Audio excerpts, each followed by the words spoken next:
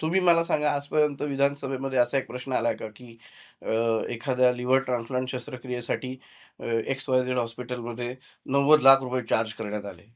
याचं ऑडिट करा. याच्यावर कोण बोललंय? बोललं नाहीये ना. त्याच्यामुळे याच्यावर ज्या दिवशी आवाज उठवला जाईल, तर आम्ही त्या ॲप्लिकेशनच्या माध्यमातून त्याला सांगतोय, की तू कुठेही जाऊ नकोस. तू तुझ्या वॉर्डमध्ये, तुझ्या रूममध्ये, तिथं बसल्या-बसल्या तुझे सगळे डॉक्युमेंट्स आम्हाला पाठवून दे. अपलोड कर. तुझ्या मोबाईलमधनं. आम्ही तुला त्याचा ॲक्सेस दिलाय. तुला अप्रूव्हल आलं की नाही हे बघायचंय. तू तुझ्या मोबाईलमध्ये तू बघू शकतोस. हं. तुला काही त्याच्यात क्वेरी आहे, तू तिथूनच आम्हाला कस्टमर केअरला रिंग करू शकतो. मागच्या आत्ता 2 महिन्यापूर्वी आदरणीय देवेंद्रजींनी अ, लिव्हर ट्रान्सप्लांट शस्त्रक्रिया आणि अशा मोठ्या 9 शस्त्रक्रिया त्यांनी या योजनेमध्ये म्हणजे इन्क्लूड केल्या. तुम्हाला कल्पना आहे लिव्हर ट्रान्सप्लांटचा सर्वसाधारण खर्च किती आहे? ₹23,00,000. बापरे! हा प्रायव्हेट हॉस्पिटलमध्ये होणारा खरोखरचा खर्च आहे. देवेंद्रजींनी तीच अमाउंट याचं पॅकेज अमाउंट सांगितलेलं आहे. ह्याचं अप्रूव्हल आलं. येणाऱ्या महिन्याभरामध्ये त्या योजना, त्या शस्त्रक्रिया इन्क्लूड होऊन सेवा द्यायला सुरुवात होईल.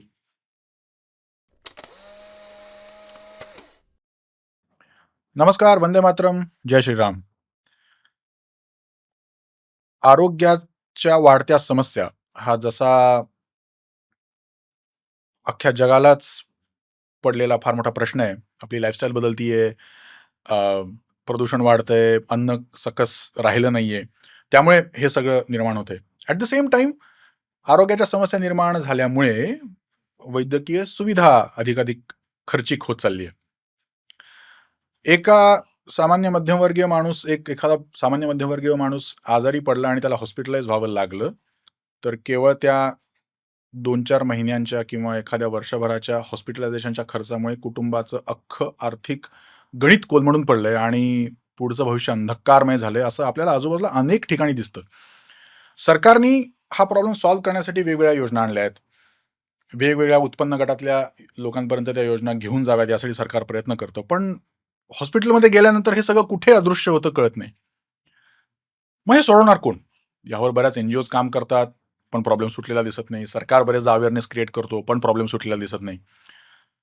हाच प्रश्न सोडवण्यासाठी एक प्रोफेशनल कंपनी उभी राहते, जी माझा व्यवसाय हा आहे, ज्यात मी गोरगरिबांना, आर्थिकदृष्ट्या नाडलेल्यांना हॉस्पिटलायझेशनच्या खर्चात सरकारी योजना त्यांच्यापर्यंत घेऊन जाऊन मदत करेन असं म्हणते आणि ती कोट्यवधींच्या उलाढालीपर्यंत पोहोचते. हे फार एखाद्या काल्पनिक कथेसारखं वाटावं असं आहे. पण हेच घडवून आणलंय विकास देशमुख सरांनी. Vikas sir, thank you so much for joining. नमस्कार.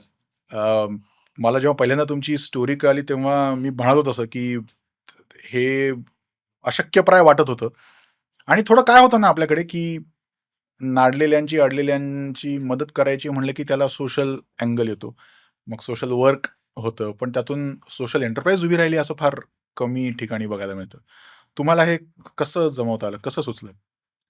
हे जेवढं तुम्हाला आश्चर्य वाटतंय तेवढं आश्चर्य मलाही आजही आहे. त्याच्या मागे असं पार्श्वभूमी होती, की कधी अ, व्यावसायिक कंपनी करू आणि मग त्यातनं अशा पद्धतीचा व्यवसाय उभं करू, असं काही कधी विचार करून या कामाला हात घातला नव्हता, मुळात सांगायचं तर. डोक्यात नेहमी एक संघटनेच्या माध्यमातनं सामाजिक काम केल्यामुळं एक विचार नेहमी असायचा, की एखादं क्षेत्र निवडायचं आणि त्याच्यात झोकून देऊन काम करायचं. हम्म. पण मग त्यात आरोग्य हे कसं आलं, तर अ, बऱ्याच वेळेला मी जेव्हा संघटनेचा विस्तारक म्हणून घर-बार सोडून सगळं संघटना सांगेल त्या ठिकाणी जाऊन राहून काम करायचं, यावेळेला केईएममध्ये जाण्याचा माझा प्रसंग यायचा. तर मी तिथे मला जी अवस्था दिसायची, की हम्म. लोकांना बेड नाहीयेत झोपायला, खालीच झोपवलेलं आहे आणि फाईल घेऊन लोकं इकडे-तिकडे धावपळ करतायत, पैसे नाही आहेत.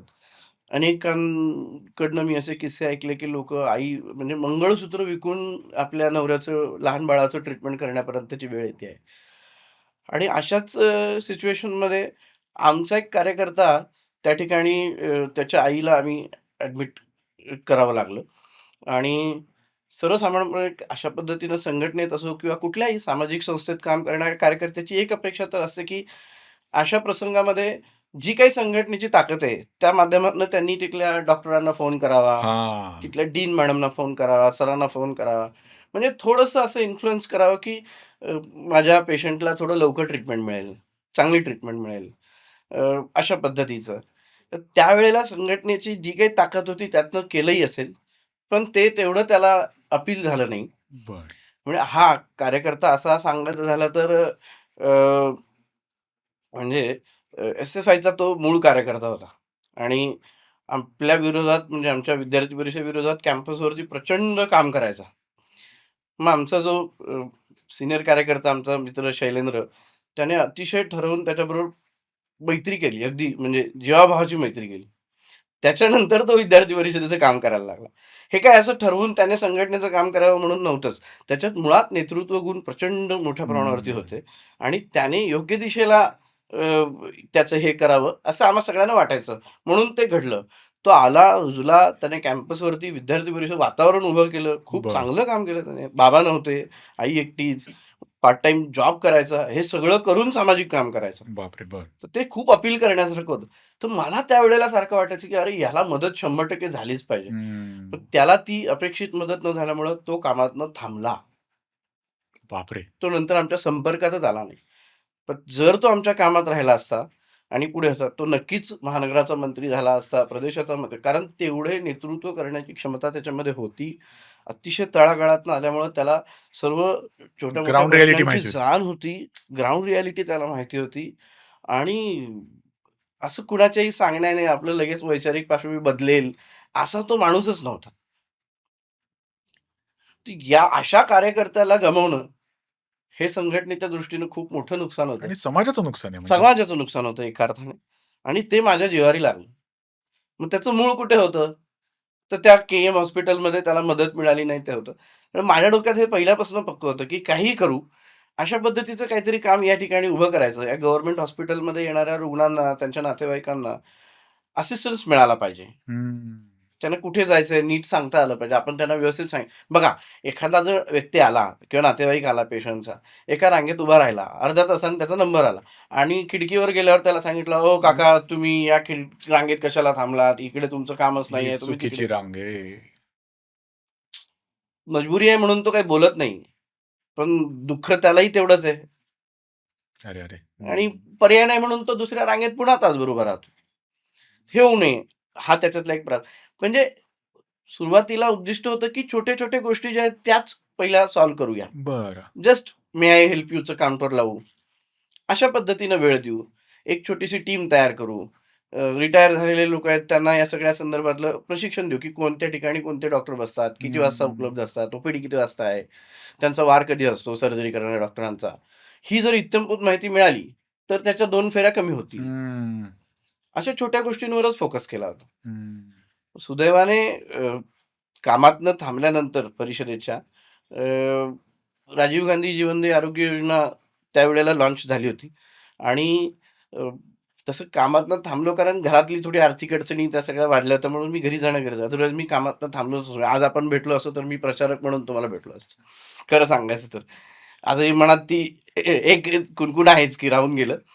अ, पण मग आमचा एक कार्यकर्ता आनंद जो ऑलरेडी या योजनेच्या संदर्भामध्ये त्याने इंटरव्ह्यू दिले होते वगैरे, तर तो मला म्हटला, की "अरे, जस्ट बघूया ना काय आहे, जाऊया." मग आम्ही गेलो दोघंही. इंटरव्ह्यू त्याचा झाला, माझा झाला. त्यावेळेला काय आम्हाला इंटरव्ह्यू होता? कसला? हे राजीव गांधी जीवनदायी आरोग्य योजनेवर आरोग्य मित्र नावाचं एक जे पद होतं. म्हणजे अच्छा. काय आता ह्या योजनेचा फेस. त्याचं काम काय तर तो हॉस्पिटलमध्ये असेल आणि हॉस्पिटलमध्ये येणाऱ्या पेशंटला योजनेची माहिती सांगेल आणि त्या योजनेचं जे ऑनलाईन पोर्टल आहे सगळं जे हं. टी-सी-एसने बनवलंय म्हणजे अतिशय सुंदर पोर्टल आहे आणि भविष्यात भारताची आरोग्य विषयातली क्रांती त्या डिजिटायझेशनमुळे म्हणजे त्या पोर्टलच्या डिजिटल डेटामुळे होणार आहे. बरं, तर इतकं छान पोर्टल ते. बरं. तर त्याच्यावरती त्याने डेटा एंट्री करणं, पेशंटचं एनरोलमेंट हं. करणं, पेशंटचं आधार कार्ड, रेशन कार्ड व्हेरिफिकेशनसाठी सेंट्रल म्हणजे स्टेट गव्हर्नमेंटला पाठवणं, अप्रूव्ह करून घेणं. अशा सगळ्या गोष्टीचं काम करण्याची जबाबदारी तो आरोग्य मंत्री face, he is the face face of of the scheme face of the scheme. असं. तो सगळं सांगणार. त्या पोस्टसाठी आम्ही इंटरव्ह्यू द्यायला म्हणजे ही गेलो. प्रॉपर अ, पगारी हां, ही पगारी म्हणजे ₹6,000 पगार आणि टी-डी-एस 10% कट व्हायचा. बरं. अशा पद्धतीची त्यावेळची ही ही कोणतं साल हे? हे 2012. बरं. हां. तर त्यावेळेला मग टी-पी-एच्या माध्यमातून मी, आनंद, आमचे अजून एक 2-3 कार्यकर्ते त्याच्यामध्ये आम्ही लागलो. आणि खरं तर म्हणजे त्याच्यामागे थोडं पॉलिटिकल सिनारिओ पण होता. ही स्कीम अशी अचानक आणून का लॉन्च करायची? तर आंध्र प्रदेशमध्ये ही योजना, त्याचं मूळ, आणि त्या योजनेच्या आधारावरती तिथलं काँग्रेस गव्हर्नमेंट दोन्ही टर्म व्यवस्थित त्यांना तिकडनं काढता आल्या. कारण त्या योजनेचे महेश बाबू नावाचे एक आय-एस ऑफिसर होते आणि त्यांना मूलबाळ नव्हतं. तर त्यांनी ही स्कीम माझी मुलगी, अशा अच्छा. अर्थाने त्यांनी बरं. पूर्ण त्यांचं जे काही करियर आहे, ते पूर्ण वेळ त्यांनी त्याच्यावर झोकून दिला. एम-बी-बी-एस डॉक्टर ग्रामीण भागामध्ये जाऊन मेडिकल कॅम्प करायचे त्या ठिकाणी. इतका फोर्स आणि स्ट्रिक्ट त्या योजनेच्या इम्प्लिमेंटेशनमध्ये ते होतं. त्यामुळे ते गळागळात पोहोचलं, लोकांना अपील झालं, उपचार त्यांच्या दारात मिळायला लागले आणि माणूस मोठ्या प्रमाणावर आजारी पडायच्या अगोदरच त्या आरोग्य शिबिरांच्या माध्यमातून ट्रीट व्हायला लागला. छोट्या-छोट्या आजारांवरती उपचार व्हायला लागल्यामुळे. तर ती स्कीम आपल्या इथे कॉपी करायची ॲज इट इज आणि मग वर्षभर हातात आहे. त्याच्यातनं इतकं काम करायचं की परत गव्हर्नमेंट रिटेन करता येईल. अशा पद्धतीच्या पॉलिसीला घेऊन ती महाराष्ट्रात इम्प्लिमेंट झाली. त्याचं लॉजिक सांगण्यामागचं कारण असं होतं की आपण ज्यावेळेला अशी एखादी मोठी योजना आणतो, त्यावेळेला त्याचा खूप अभ्यास करतो. बरोबर. महाराष्ट्रातल्या धर्तीवरती त्याच्यात काय बदल असायला पाहिजेत. आपल्या इथे इम्प्लिमेंट करताना त्याच्यात कोणकोणत्या गोष्टी आपल्याला चेंजेस करावे चेंज करावे लागतील, लागतील. हा विचार त्या ठिकाणी झाला नाही. अच्छा. म्हणून आम्हाला ते इम्प्लिमेंट करताना प्रचंड त्रास व्हायचा. ही योजना कारण ते काय होती एक्झॅक्टली म्हणजे? ही योजनेचं स्वरूप म्हणजे मुळात आंध्र प्रदेश हे अशा पद्धतीच्या योजनांचं ओरिजिन आहे खऱ्या अर्थाने. तर बरं. तिथे याचं ओरिजिनल ड्राफ्टिंग, डिझाइन सगळं झालं आणि त्याच ठिकाणी टाटा कन्सल्टन्सीला सोबत घेऊन त्यांनी याचं सॉफ्टवेअर पण डेव्हलप केलं. तर मूळ कन्सेप्ट कसा आहे, आपण कसं इन्शुरन्स स्कीम किंवा विमा आपल्याला हं. जो आता आपल्याला माहिती आहे तो, की 100 लोकं एकत्र येतात, ₹100-100 विम्याचे त्याच्यामध्ये देतात आणि मग त्याच्यातनं जो आजारी पडेल त्याला ₹10,000 ची मदत आपण करतो. सर्वसाधारण स्ट्रक्चर इन्शुरन्स या एका अर्थाने आपण हं. असं म्हणू. तर तसंच या ठिकाणी राज्य सरकार राज्यातल्या सर्व गोरगरीब जनतेचा विमा काढेल. बरं. आता विमा काढेल म्हणजे मग आता इन्शुरन्स कंपनी हायर करेल आणि त्या इन्शुरन्स कंपनीला या सगळ्यांचं प्रीमियम पे प्रीमियम करेल. देणार. बरोबर. मग त्याचं ठरवणार कसं? तर आपल्याकडे रेशन कार्ड हे आयडेंटिटी आहे आता, तसं म्हणायला गेलं तर. मग पहिल्यापासून सगळ्या ठिकाणी रेशन कार्डच्या आधारावरच प्रीमियम पे केला जातोय. बरं. हां. मग आता इन्शुरन्स कंपनी ठरवताना टेंडरच्या माध्यमातून ठरवली जाईल. मग इन्शुरन्स कंपनी काय गणित करते? किती कोटी लोकांना लाभ द्यायचा आहे? कोणत्या-कोणत्या शस्त्रक्रियांसाठी द्यायचं आहे? बरं, सगळं डेंग्यू, मलेरिया त्याच्यात कव्हर केलं जातं. कव्हरेजमध्ये. प्रामुख्याने टर्शरी शस्त्रक्रिया म्हणजे हार्ट सर्जरीज आहेत, बायपास करायची आहे, एन्जिओप्लास्टी करायची आहे. ह्या सगळ्या टर्शरी केअर सर्जऱ्या त्याच्यामध्ये समाविष्ट असतात. तर 971 सुरुवातीला तो फिगर त्यांनी तो सिलेक्ट करून त्या काही सर्जरीज सिलेक्ट केल्या होत्या. तर त्या अनुषंगाने या सर्जरींसाठी म्हणून स्कीम डिझाइन झाली. मग त्याच्या वेळेला किती वार्षिक म्हणजे इन्शुरन्स कंपनी या सगळ्या कुटुंबांना बेनिफिट देईल? तर ₹1,50,000 प्रतिवर्ष प्रति कुटुंब. बरं. मग त्या कुटुंबात 4 असतील, 10 असतील, कितीही असतील. बरं, बरं. अशी ही योजना, असं हे स्ट्रक्चर त्याचं उभं राहतं. हं. आणि मग लाभ कोण देणार? तर हॉस्पिटल्स. आता प्रामुख्याने इन्शुरन्स कंपन्यांसाठी प्रत्यक्ष ह्या सगळ्या फील्डवर जाऊन स्ट्रक्चर उभं करणं, त्या हॉस्पिटलला एम्पॅनलमेंट करणं, एवढं त्यांची मॅनपॉवर किंवा ते इन्व्हेस्ट करत नाहीत. त्याच्याऐवजी याच्यासाठी थर्ड पार्टी ॲडमिनिस्ट्रेशन कंपनीज, हं, टी-पी-एज हं, आपण म्हणतो हं. त्याला. आता सुद्धा आपल्याला खाजगी आरोग्य विमा जेव्हा आपण करतो, त्यावेळेला या टी-पी-एनचा डायरेक्ट संपर्क आपला येतोच. कारण आपण विम्याचा जो क्लेम करतो किंवा जे काही अप्रूव्हल पाठवतो किंवा प्रपोजल पाठवतो, ते टी-पी-एच्या माध्यमातून प्रोसेस होतं. हं, ते विमा कंपनीकडे जात नाही, हं. असं आहे. बरोबर आहे, बरोबर आहे. तर या योजना राबवण्यासाठी सुद्धा या टी-पी-ए कंपन्यांना प्रामुख्याने जबाबदारी दिली जाते. आणि मग या टी-पी-ए कंपन्यांचं काम असतं, की तुम्ही आरोग्य मित्रांची नियुक्ती करा, हॉस्पिटल्स एम्पॅनल करा. ते हॉस्पिटल्स एम्पॅनल करताना सुद्धा वेगवेगळा त्याच्यामध्ये क्रायटेरिया, आपलं कुठलं तरी क्लिनिक अलाऊ केलं असं न करता, ठराविक समजा 30 बेडचं हॉस्पिटलच असलं पाहिजे, त्याच्यात आय-सी-यू असायला पाहिजे, त्याच्यामध्ये डायलिसिस सेंटर असेल तर किमान 10 मशीन असायला पाहिजेत. अशा पद्धतीचा एक स्पेसिफिक क्रायटेरिया घेऊन, म्हणजे आपण जसं NABHचं ॲग्रिगेशन करतो म्हणजे ऑडिट करतो एखाद्या हॉस्पिटलचं आणि त्याच्या माध्यमातून त्याला आपण ग्रेड देतो, की हे A ग्रेडचं हॉस्पिटल आहे, बी ग्रेडचं. तर त्याच ऑडिटचा फॉर्मॅट वापरून किंवा प्रश्नावली वापरून त्यात थोडंसं शिथिलता आणून त्यांनी एक ऑडिट तयार केलेलं आहे. बरं. ते ऑडिट करून हॉस्पिटल सिलेक्शनचं काम होतं. हे ना खूप चांगल्या स्कीम आहेत मी तुम्हाला हां, सांगतो. म्हणजे यांनी पूर्ण सिनारिओ बदलून टाकलेला आहे, खरं सांगायचं तर म्हणजे. कारण याच्यामध्ये एक गोष्ट झाली बघा, एक असं होतं की आता तुम्ही सामान्य माणूस नेहमी आजपर्यंत याचं आश्चर्य करतोच आहे, की एखाद्या XYZ हॉस्पिटलमध्ये गेलं, तर त्याला बायपास सर्जरी करायची आहे. या योजनांमुळे एक 70% या गोष्टीला चाप बसलाय. कारण या योजनांमधनं उपचार करत असताना रुग्ण, नातेवाईक यांनी कुठलाही पैसे खर्च करायचे नाहीत. ₹1ही नाही. बापरे! बरं. जे काही पैसे मिळणार आहेत हॉस्पिटलला त्या रुग्णाचे उपचार करण्यासाठी, समजा बायपासच केलं, तर जो काही त्याचे पैसे मिळणार आहेत ₹1,50,000 ते इन्शुरन्स कंपनी देणार आहे. हं. मग ते पेशंट, नातेवाईक एकदम सेफ. सेफ आणि हेच अपेक्षित आहे. अगदी. त्यांना काही त्रास देण्याची आवश्यकता नाही. त्यांच्यासाठी स्कीम, पैसे सगळं स्ट्रक्चर उभं आहे. हॉस्पिटलची जबाबदारी की त्याने ते पैसे क्लेम करून घ्यायचे. हं. ते क्लेम करून घेण्यासाठी म्हणून ती जी काही ऑनलाईन प्रक्रिया पार पाडायची ती करावी लागते. त्याच्यामध्ये टी असतात. टी-पी-एनचं काम असतं की जास्तीत जास्त क्लेम रिजेक्ट झाले पाहिजे. बिकॉज हां. They are working for yeah hospitals. Exactly. हं. स्वाभाविक आहे आता त्यांना दे वर्किंग फॉर इन्शुरन्स. त्यांना इन्शुरन्स जो काही कंपनीज. रोल दिलाय त्याच्यानुसार त्यांनी त्यांची भूमिका पार पाडायची आहे, असं आहे. आणि मग हॉस्पिटलची अडचण कुठे येते? जर जास्तीत जास्त क्लेम रिजेक्ट झाले, तर ते बॅलन्स कसं करणार?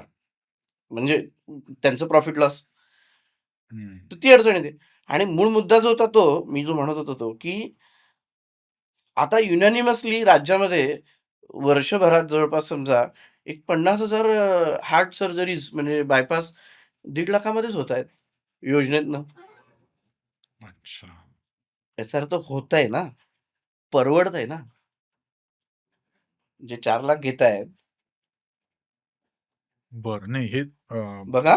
हां, म्हणजे अ, माझं हॉस्पिटल आहे. मी हॉस्पिटलमध्ये पूर्वी 4,00,000 चार्ज करायचो. आता ही योजना आली आणि मी 1,50,000 चार्ज करायला लागलो असं? हो. कारण तो 4,00,000चा क्लेम रिजेक्ट होणार आहे. नाही, तो तुम्ही 4,00,000चा त्याला तो शासकीय यू योजनेतनं नीड टू उपचार जस्टिफाय. घेण्यासाठी तुमच्याकडे आलाय. तुम्ही स्कीम एम्पॅनल केली आहे. हां, हां, हां, हां, हां, हां.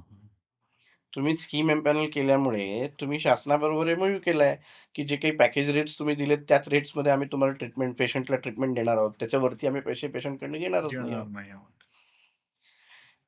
हा एका अर्थाने त्या योजनेच्या क्रांतीचा खऱ्या अर्थानं विजय आहे. मी हां, म्हणजे तुम्हाला हा बाय सांगतो. प्रॉडक्ट निघालं हे पण हे किती याचा कमाल. अर्थ काय आहे? आपण आज सगळ्यात समजा आजच्या अगोदर आपण असं काय म्हणत होतो, की बाबा XYZ हॉस्पिटलमध्ये घेतात. हो. त्याला आपल्याला काउंटर करायला आपल्याकडे काय होतं?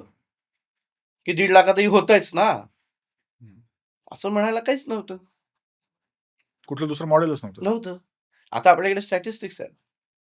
हं. भविष्यात मला वाटतं, की अ, केंद्रातलं सरकारही याच दिशेने पावलं टाकतंय, की अ, म्हणजे तुम्ही ठराविक एक रेंज असेल म्हणजे तुम्ही हार्ट सर्जरी करताय, XYZ सर्जरी आहे, तर तुम्ही 2,00,000 ते 3,00,000च्या मध्येच तुम्ही चार्ज करू शकता. तुम्ही 3चे 6 आणि 6चे 9 वाटेल ते तुम्ही म्हणजे. वाटेल ते नाही तुम्ही करू शकत. हं. असं आहे. बघा मी काय खाजगी रुग्णालयांच्या मला हां, हां. तसं हे नाहीये. मला त्यांचं असं म्हणणं आहे, की त्यांनी घ्यावं. फक्त रुग्ण, त्याची आर्थिक परिस्थिती या सगळ्याचा अभ्यास करून घ्यावं. जिथे त्यांच्याकडे खाजगी विमा आहे, विम्याचे पैसे त्यांना मिळणारच आहेत. त्या ठिकाणी कुणीच काहीच अडचण नाहीये. दॅट दे कॅन चार्ज त्यांचं जे काही असेल ते. तेही विम्याच्या नियमाप्रमाणेच करावं लागतं. तिथेही मनमर्जी चालत नाही. पण अशा पेशंटच्या संदर्भामध्ये त्यांनी विचार करून करायला पाहिजे. मला असं थोडं आमची विनंती आहे एका अर्थाने खाजगी मला रुग्णालयांना. एक काय विचारायचं आहे. मला ना थोडं म्हणजे ही क्युरिओसिटी आहे, की हॉस्पिटल काढणाऱ्यांनी अर्थातच बिझनेस म्हणून हॉस्पिटल काढलंय. त्यामुळे त्यांनी त्यातनं प्रॉफिट कमवणं वगैरे हे म्हणजे बाय डिझाइन ते अपेक्षितच आहे. पण इतकं अव्वाच्या सव्वा प्राईस कशी का बरं वाढते?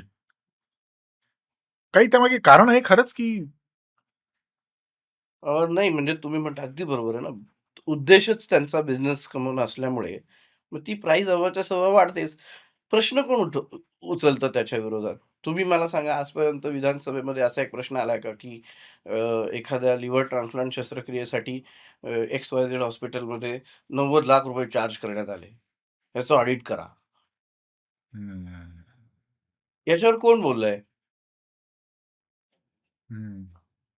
बोललं नाहीये ना. त्याच्यामुळे याच्यावर ज्या दिवशी आवाज उठवला जाईल, त्या दिवशी ऑटोमॅटिकली हे कंट्रोलमध्ये येणार आहे. हं. आणि सगळेच तसं करतात असं नाही. काही ठराविक हॉस्पिटल्स आहेत, ज्यांना फक्त कमर्शियलच त्यांना ते हॉस्पिटल रन करायचं आहे. फक्त व्यवसायच करायचा आहे, फक्त नफाच कमवायचा आहे. तर मला वाटतं आपल्या आपल्या या आत्ताच्या बदलत्या स्ट्रक्चरमध्ये ते तसं फार काळ चालणार नाही. असं वाह! वाह! स्पष्टच आहे बरं, म्हणजे बरं. खरं गुड. सांगायचं झालं तर.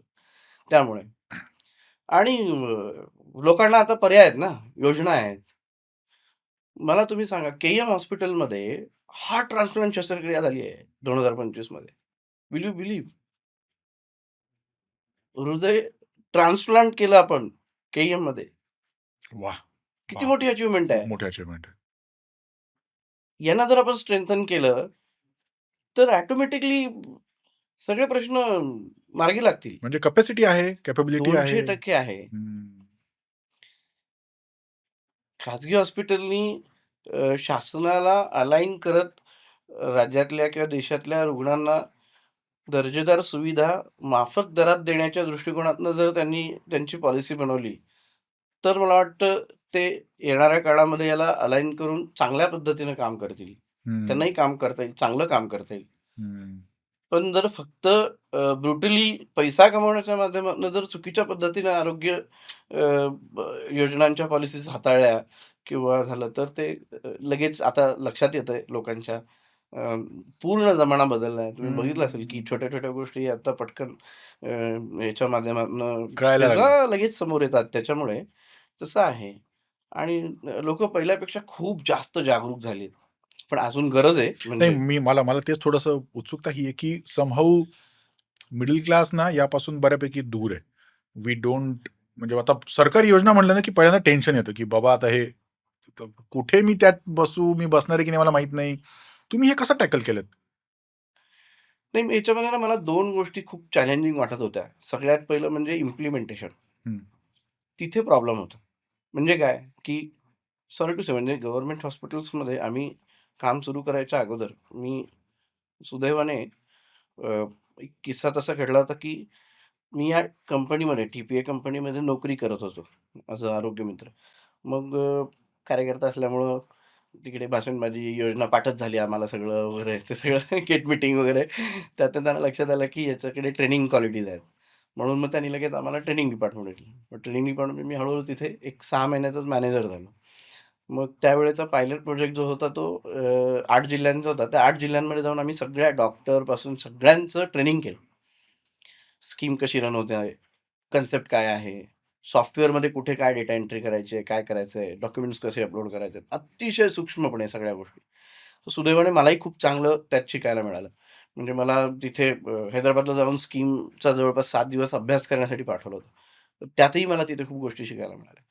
तर त्या अनुषंगाने मग इतकं स्पीडमध्ये ते सगळं लर्न होत असताना ट्रेनिंग कंप्लीट झाल्यानंतर फील्ड ऑपरेशन सपोर्ट सिस्टम म्हणजे ऑपरेशन्स डिपार्टमेंटला सपोर्ट करण्यासाठी हेड ऑफिसमध्ये एक डिपार्टमेंट असतं. ते डिपार्टमेंट माझ्याकडे आलं.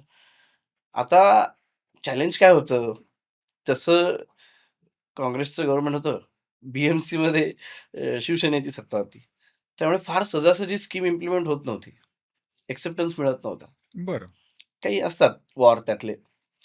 तर मग हे आमचा तुम्ही ए-बी-व्ही-पी बॅकग्राऊंडमधले वगैरे होतात म्हणून त्रास होत होता, नाही, की नाही, इन नाही, नाही, जनरलच नाही, त्रास नाही. होता? इंटरनली म्हणजे बरं. असंच की असेल हां, म्हणजे राजीव गांधी जीवनदायी आरोग्य योजना आहे ना, हां. आम्हाला नको, आम्ही नंतर बघू, आता नाही. असं. बरं. काय कारण पण त्यामागे? आज पश्चिम बंगालमध्ये आजही त्यांनी हे आयुष्यमान भारत घेतलेलं नाही. जिवंत उदाहरण आहे. दुसरी टर्म असेल त्यांची. हं. म्हणजे आत्ता सुद्धा ती मानसिकता आहे. तर त्यावेळेला म्हणजे 2012 ला परिस्थिती म्हणजे आमच्या सरकारने आणली नाहीये म्हणून आम्ही इम्प्लिमेंट नाही हो, करणार. हो, हो. अच्छा, तसं, अच्छा. तसं, तसंच. हं, हं. किंवा मग ह्यांचं नाव मोठं होईल त्यामुळे. बरं. तर ते नंतर अधिकारी खूप म्हणजे आपले तिथले जे डायरेक्टर होते ते खूप साउंड होते. त्यामुळे त्यांनी ते हळू-हळू अधिकाऱ्यांना कन्व्हिन्स करून ते स्टार्ट केलं. बरं. पण बाकीचं कुठं सिस्टम सगळं सपोर्ट करतंय? हं. कुणीच नाही. तर आमचा एक मॅनेजर होता. ही सगळी टीम आंध्रवरून आली होती बरं का इम्प्लिमेंटेशन करणारी पूर्ण वर्षभरासाठी. आणि डॉक्टर व्यंकटेशम म्हणून आय-पी-एस अधिकारी होते, ते सीईओ होते. तर ह्या आंध्राच्या आमच्या मॅनेजरला सांगितलं, की "तू जा के-ई-एम हॉस्पिटलमध्ये काय पण कर, स्कीम रन झाली पाहिजे." सीईओने सांगितलं, "तिथे आपला एक माणूस तरी बसून असला पाहिजे." ह्याला बसायला खुर्ची पण देत नव्हते लोकं तिकडे. हा हं. झाडाखाली बसायचा लॅपटॉपवरती डोंगर लावून आणि केसेस करायचा. एखाद दुसरी केस इकडे पेशंटला शोध, त्याला शोध, त्याला शोध असं करून. मग त्याला अचानक थोडं त्याचं वैद्यकीय अडचणी आल्या, त्याला ब्रेन स्ट्रोक आला. त्याच्यामुळे त्याला इमिडिएटली तिकडे शिफ्ट केलं आणि मग मला कंपनीला सर चिडलेत, "जाऊन कोणीतरी बसा तिकडे फक्त. ॲटलीस्ट बसा तरी." मग आम्ही गेलो. मी एकटाच होतो. मी आपलं फिरलो वॉर्डमध्ये 2-4 केसेस मिळाल्या, केल्या. तर ते सीओ सरांचा मला फोन आला संध्याकाळी 5:30-6 ला. "कैसे किया?" बोले, "क्या कैसे? 4 केसेस कैसे किया?" मैं बोला, "सर वो तो मतलब मैं जाके घूम के आया तो पेशेंट थे, मैं बुलाया उनको। नहीं, नहीं मेरे को बताओ ये पहले हो नहीं रहा था, ये अपने लोग इतने दिन से बैठे थे, तो तुम क्या करके आए हो?" मैं बोला, "सर मेरे को तो आप 10 लोगों का टीम दोगे तो मैं रोज़ 50 केस करके दूँगा। कल मेरे को आके मिलो." मी रेल्वे स्टेशनवरच फोनवरती त्यांच्याशी बोलत होतो. मला पण सीओचा पहिल्यांदाच फोन आला. मी पहिल्यांदाच त्यांचा आवाज ऐकला. मी दुसऱ्या दिवशी गेलो तर कार्यकर्ता असल्यामुळे थोडी तयारी करून गेलो, की केम हॉस्पिटलचं स्ट्रक्चर कसं आहे? काय आहे? कुठे काउंटर असायला पाहिजे? काय केलं पाहिजे? तर त्यांनी ते इतकं अपील झालं त्यांना आणि मला पण काय आता तुम्ही त्याला एका अर्थाने कार्यकर्त्याला असलेली खास म्हणा. मी आपलं बोलता-बोलता त्याला म्हणून गेलो, की "सर मैं तो देखो मैं ऑलरेडी संगठन का काम कर चुका हूँ, घर-बार छोड़ के पहले 5-6 साल बाहर ही रहता था। तो इफ यू अलाउ मैं केईएम में 2 साल रहूँगा एज़ अ फुल टाइमर जैसे हम लोग रहते हैं हमारे संगठन में और अ, बाकी कुछ नहीं आप वहाँ पे खाली हॉस्टल में रहने का व्यवस्था कर दो। मेरे को 10 जन का टीम दे देना, मैं बाकी सब सँभालूँगा। खाली आपको डायरेक्टली रिपोर्ट करूँगा, बाकी किसी को रिपोर्ट नहीं." हं. तर ते असं माझ्याकडे बघत राहिले, की असं अरे तो बोला मीटिंग है मेरा अभी ऑफिसर्स के साथ गवर्नमेंट के, अनाउंस करूँ वहाँ पे? मैं बोला सर नहीं, नहीं, नहीं उसका कुछ आवश्यकता नहीं है, पहले मेरे को काम करने दो, बाद में बात करते हैं. So that time he supported in a such a way. ते मला दर महिन्याला माझ्या जेवणाची व्यवस्था करायचे. जसं आमच्याकडे पालक सिस्टम असते आणि मी के-ई-एममध्ये राहून 2 वर्ष जवळपास आम्ही 18 कोटी रुपयांचे मोफत उपचार आम्ही रुग्णांना मिळवून दिले आणि आम्ही स्ट्रक्चर उभं केलं. जबरदस्त सिस्टम त्यावेळेला आम्ही त्या ठिकाणी लावली 2012-14 मध्ये. ह्यावेळी तुम्ही त्या टी-पी-एचे एम्प्लॉयी मला पगार तेच देत होते. काम मी शासनाचं करत होतो. त्यांच्या विरोधात. हां, म्हणजे एक्झॅक्टली. सीईओ सरांचं अप्रूव्हल असल्यामुळे मग तिथे कोणी डिस्टर्ब करत नव्हतं. बरं. बट टी-पी-एची मानसिकता तरी माझे जे टीममेट्स होते टी-पी-एमध्ये काम करणारे, दे आर व्हेरी हं. हॅपी आणि प्राउड की अरे आपण किती चांगलं काम करतोय अशा अर्थातच. अर्थाने. सो त्या ठिकाणी मला ना के-ई-एममध्ये राहिल्यानंतर मला सगळं जवळनं पाहायला मिळालं, की प्रॉब्लेम्स काय आहेत, लूपहोल्स काय आहेत, इश्यूज काय येतायत. म्हणजे त्यांच्या मानसिकतेमध्ये प्रॉब्लेम काय आहे गव्हर्नमेंट अधिकाऱ्यांच्या. हं. तर एक पेन घ्यायचा असेल तर मग ते त्याच्यासाठी टेंडर काढा. तर हे सगळं जवळून पाहिल्यामुळे मला लक्षात आलं, की याच्यावर सोपं एक उपाय आपल्याला देता येऊ शकतो, की भविष्यात म्हणजे आता मी 2 वर्ष माझी पूर्ण झाल्यानंतर सर पण ट्रान्सफर होती सरांची. सर म्हणाले, "तू एम-पी-एस-सी कर." मैं बोला, "सर पढ़ाई और मेरा अभी मतलब वैसे जमता नहीं है. मैं बाकी कुछ भी कर लूँगा. ये एम-पी-एस-सी मत बताओ." तर मग मी त्यांना म्हटलं, "माझ्या डोक्यात एक कल्पना है सर, इसको है ना इसको आउटसोर्स करते हैं." बोले, "मतलब कैसे करोगे?" सर एक एनजीओ करते हैं और सीएसआर फंड वगैरह लेके आऊँगा मैं और उसके हिसाब से मैं इसको चलाता हूँ. हं. तो मग भरपूर मी कॅल्क्युलेशन करून त्यांच्याकडे एक प्रोजेक्ट रिपोर्ट सबमिट केला. तर ते म्हणाले, की "देखो ये एनजीओ का ना बाद में बहुत प्रॉब्लम फेस करोगे आप, जैसे-जैसे ग्रो होता जाएगा. तो इसको एक सोशल एंटरप्राइज होता है, उस हिसाब से सोचो. थोड़ा-सा डिटेल स्टडी करो और फिर एक बार बात करते हैं." मी एक 2-3 दिवसात त्याचा अभ्यास केला आणि मला ती कल्पना पटली हं. आणि मग आम्ही त्यावेळेला त्यांना सांगितलं, की अशा पद्धतीने आम्ही सुरू करू. बरं. की हाऊ द के-ई-एम आणि तिथून आपल्या या अच्छा. सोशल उद्योजकतेला जी काही सुरुवात झाली, ती अशी ती त्या ठिकाणी पहिलं त्या ठिकाणी पाऊल त्या दिशेने पडलं. काय आहे आपलं सुदैवाने पहिलं काम टाटा मेमोरियल हॉस्पिटल. वाह, वाह, वाह! बरं. म्हणजे आयुष्यात एक स्वप्न मी उराशी बाळगून होतो. इतकं मोठं काम करायचं, की म्हणजे आदरणीय स्वर्गीय रतन टाटांना त्यांनी केलेल्या सामाजिक कामाच्या पेक्षाही थोडंसं एक पाऊल पुढं एवढं मोठं सामाजिक काम आपण करायचं. मग स्पर्धा करायची तर अशी करायची. अरे प्रश्नच नाही. वाह! असं असं वाह! असं डोक्यात त्यावेळेला माझ्या अगदी फिट्ट बसलेलं होतं.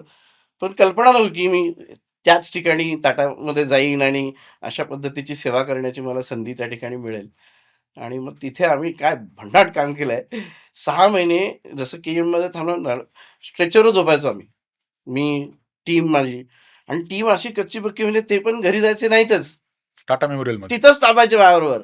6 महिन्यामध्ये त्यांचे जवळपास रिजेक्ट झालेले खूप क्लेम्स होते. त्यावेळेला स्कोप होता रिओपन करायला. आम्ही ते ओपन करून सगळेच्या सगळे क्लेम व्यवस्थित पूर्ण करून घेतले. With original legal documents. वाह! सो त्यावेळेला ते अधिकारी टाटाचे खूप त्यांनाही पटलं, की अरे अशा पद्धतीने जास्त हं. चांगल्या पद्धतीने चालवता येईल. आणि मग त्यांनी पुढची टेंडर प्रोसेस वगैरे सगळ्या गोष्टी करून पुढची कामं मग आम्हाला मिळाली. मग हे आता तुमची जी सोशल एंटरप्राइज आहे, याचं मॉडेल काय आहे? कसं आहे? तुम्ही तर आम्ही काय करतोय, आमचं बेसिकली कोणतंही हॉस्पिटल ज्याच्याकडे योजना आता सुरू आहे किंवा सुरू होणार आहे, तर त्यांना आम्ही योजना चालवण्यासाठी एंड टू एंड सगळा सपोर्ट आम्ही देणार. ओके. हं. त्याच्यामध्ये प्रामुख्यानं ट्रेन्ड मॅनपॉवर, हं. त्याच्यामध्ये आम्ही आमच्या म्हणजे आरोग्य सेवा देणाऱ्या लोकांना सेवाव्रती असं म्हणतो. बरं. तर ही टीम सेवाव्रतींची आम्ही देणार. त्या ठिकाणी 2 डॉक्टरांची आवश्यकता आहे, ते डॉक्टर आम्ही देणार. त्याच्यानंतर आवश्यक असलेलं सगळं हार्डवेअर, सॉफ्टवेअर हे सगळं आम्ही त्या ठिकाणी त्यांना पुरवणार. योजनेसंदर्भात. योजनेच्या संदर्भातलं काम करण्यासाठीचं हं. लागणारं.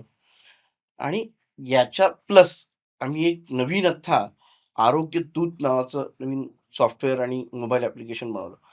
त्याचा उद्देश एवढाच आहे, की कुठल्याही हॉस्पिटलमध्ये नातेवाईकांना, पेशंटला फाईल घेऊन इकडे-तिकडे पळा, हे डॉक्युमेंट्स आणा, याचे अप्रूव्हल आलं की नाही चेक करा. तर आम्ही त्या ॲप्लिकेशनच्या माध्यमातून त्याला सांगतोय, की तू कुठेही जाऊ नकोस. तू तुझ्या वॉर्डमध्ये, तुझ्या रूममध्ये, तिथं बसल्या-बसल्या तुझे सगळे डॉक्युमेंट्स आम्हाला पाठवून दे. अपलोड कर. तुझ्या मोबाईलमधनं. आम्ही तुला त्याचा ॲक्सेस दिलाय. तुला अप्रूव्हल आलं की नाही हे बघायचंय. तू तुझ्या मोबाईलमध्ये तू बघू शकतोस. हं. तुला काही त्याच्यात क्वेरी आहे, तू तिथूनच आम्हाला कस्टमर केअरला रिंग करू शकतोस. आम्ही तुला तिथूनच सपोर्ट करू. कस्टमर केअर तुमचा आहे. हो. बरं. आणि आमचं दादरला हेड ऑफिस आहे. आमच्या ऑफिसमध्ये जवळपास 100 जण बसतात. आता आमची टोटल टीम 400 जणांची आहे. तर या 100 जणांपैकी 50 जणांची जी टीम आहे ती क्लेम मॅनेजमेंटचं काम करते. म्हणजे काय? हा सगळ्या प्रोसेसचा सार कुठल्याही कोणाच्याही दृष्टिकोनातनं पैसाच आहे एका अर्थाने. अर्थातच. पेशंट हॉस्पिटलमध्ये आल्यानंतर त्याला योजनेच्या अंतर्गत मोफत उपचार मिळतील. पेशंट घरी निघून जाईल. आता जे उपचार दिलेत, त्या पॅकेजसाठीचे जे पैसे आहेत, ते इन्शुरन्स कंपनीकडनं असो किंवा राज्य शासनाकडनं आणो, ते क्लेम करून आणायचे आहेत. म्हणून आमच्या कामाला क्लेम मॅनेजमेंट असं हं, म्हटलं जातं. हं, हं. तो पैसा हॉस्पिटलला आणून देण्याची जबाबदारी आमची सोशल एंटरप्राइज घेते आणि म्हणून आम्हाला ते काम करण्याची संधी एका अर्थाने मिळते. बरं. असं आहे. यामध्ये अर्थार्जन त्यातलं. हां, हां. हां, हां. म्हणजे यामध्ये लाभधारक तुमच्या सर्व्हिसचा पेशंट आहे. At the same time hospital आहे. हॉस्पिटल पण आहे. But your commercial agreement is with the hospital. Hospital. तुम्ही येस. पेशंट्सकडनं काहीच घेत नाही. काहीच नाही. आम्ही नाही घेत, हॉस्पिटलनेही काही घ्यायचं नाही. अर्थातच. हां, हां, बरोबर आहे. योजनेच्या पेशंटकडनं. बरोबर आहे. कारण ते तर असं. थेट सरकार हो, देणार आहे. हो, हो, हो. So you are becoming a facilitator for the hospital हो. So that the scheme is implemented properly. Yes, yes, yes, yes. अच्छा. आणि मग आमचं जे रेव्हेन्यू मॉडेल त्याच्यातनं येतं ते हा सगळा पसारा यांचं बरोबर. काय मानधन वगैरे सगळं करण्यासाठी म्हणून आम्ही जे काही क्लेम सेटल करून दिलेत, त्याच्यावरती हॉस्पिटल आम्हाला सर्व्हिस चार्जेस पे करतं. एकदम सिंपल. सिंपल, सरळ. बरं. अगदी. यात हॉस्पिटलला काय म्हणजे हॉस्पिटलनी जर त्यांचं मॉडेल असं तयार केलंय, की बाबा सरकारबरोबर त्यांचा एमओयू आहे, की आम्ही इतक्या पर्सेंटेज पेशंट्स आम्ही तुमच्या योजनेअंतर्गत आम्ही त्यांना स्वस्तात हे देऊ. तर त्यांचा तो कोटा फुलफिल होतो. हा त्यांचा मोठा बेनिफिट आहे ना, की या नाही, नाही. याच्यामध्ये ना गव्हर्नमेंट हॉस्पिटलला खूप पॉझिटिव्ह फायदा आहे. खूपच फायदा आहे. बरं. कसं कारण काय आहे बघा, गव्हर्नमेंट हॉस्पिटलमध्ये एखादी छोटीशी शस्त्रक्रिया आपण जरी घेतली हर्नियाची, तरी बाहेर समजा त्यांनी पेशंटकडनं पैसे घेतले असेल नियमाप्रमाणे, तरी ₹5,000 किंवा ₹500 ओटी चार्ज एवढेच भरावे लागतात. याच योजनेअंतर्गत ज्यावेळेला ही शस्त्रक्रिया होते, त्यावेळेला हॉस्पिटलला ₹15,000 मिळणार आहेत. हां. म्हणून गव्हर्नमेंट हॉस्पिटलने या योजनांचा सर्वाधिक उपयोग केला पाहिजे, हे आमचं म्हणणं आहे. त्याचं कारण असं त्यांचा इन्फ्रा सुधारतो एकदम. खूप जास्त. हं. त्याच्यामध्ये एखाद्या खाजगी व्यक्तीकडे जेव्हा हॉस्पिटलकडे पैसे येतायत, त्यावेळेला ते एका व्यक्तीकडे येतायत. ते तिथे स्टक होतायत. बरोबर आहे. शासनाचा पैसा ज्यावेळेला शासनाकडे परत येतोय, तोच पैसा परत शासन जनतेकडे. स्वतःच्या इन्फ्रास्ट्रक्चरवरती, डेव्हलपमेंटवरती खर्च करेल. मागच्या आत्ता 2 महिन्यापूर्वी आदरणीय देवेंद्रजींनी लिव्हर ट्रान्सप्लांट शस्त्रक्रिया आणि अशा मोठ्या 9 शस्त्रक्रिया त्यांनी या योजनेमध्ये म्हणजे इन्क्लूड केल्या. तुम्हाला कल्पना आहे लिव्हर ट्रान्सप्लांटचा सर्वसाधारण खर्च किती आहे? ₹23,00,000. बापरे! हा प्रायव्हेट हॉस्पिटलमध्ये होणारा खरोखरचा खर्च आहे. देवेंद्रजींनी तीच अमाउंट याचं पॅकेज अमाउंट सांगितलेलं आहे. याचं अप्रूव्हल आलं. येणाऱ्या महिन्याभरामध्ये त्या योजना, त्या शस्त्रक्रिया इन्क्लूड होऊन सेवा द्यायला सुरुवात होईल. केवढी मोठी सर्व्हिस आहे ही. बापरे! तामिळनाडू नंतर असं करणारं पहिलं शासन महाराष्ट्र शासन म्हणजे महाराष्ट्र गव्हर्नमेंट आहे. हं. मी याच्यातनं सांगण्याचा हे प्रयत्न करतोय, की या योजनांकडे अजून त्याला डीप घेऊन जाऊन लोकाभिमुख करण्याच्या दृष्टिकोनातनं आपलं शासन प्रशासन काम करत आहे. हं. त्यामुळे लोकांना 100% याच्यातनं फायदा आहे. हं. पण यात तुम्ही म्हणालात ना तसं अज्ञान खूप आहे म्हणजे हां, म्हणजे कारण मला तीच मी अडचण आहे, की मध्ये आता परवाच अनेक ठिकाणी मला असं योजनांची माहिती मांडण्यासाठी किंवा लाभ कसा मिळेल वगैरे हे सगळ्यासाठी बोलावलं जातं. तर मी परवा ते म्हणाले, "लिव्हर ट्रान्सप्लांट होतं?" आता मलाही सुचत नव्हतं, की मी काय सांगू. कारण मी मागच्या जवळपास 10 वर्षात 600-700 केसेस केल्या आहेत. लिव्हर ट्रान्सप्लांटच्या पेशंटला मदत करण्याच्या ह्याच्यातनं. काय बोलणार? जर म्हणजे म्हणजे अवेअरनेसची अवेअरनेस तयारी नसेल कुठून करायची आपल्याला? हो, म्हणजे म्हणून मला असं वाटतं, की अवेअरनेस खूप महत्त्वाचा आणि मग आपल्या कामाच्या पद्धतीमध्ये एंड टू एंड सर्व्हिस देत असताना आपण 2 जणांची टीम त्या हॉस्पिटलमध्ये खाजगी असो किंवा सरकारी. शासकीय असो, दोन्ही कुठलंही असो, त्या ठिकाणी आपण त्यांनी फक्त जाऊन वॉर्डमध्ये पेशंटला भेटायचं. तुमचं योजनेतनं झालं का? नाही झालं का? सगळे चेक्स एंड बॅलन्स त्या ठिकाणी एस्टॅब्लिश करायचे. ओ-पी-डीलाच चेक करायचं त्याच्याकडे रेशन कार्ड आहे का? आय-पी-डीचं रजिस्ट्रेशन गव्हर्नमेंट हॉस्पिटलमध्ये करताना त्याच ठिकाणी चेक करायचं. त्याचं रेशन कार्ड आहे का? तो स्कीममध्ये बसतोय का?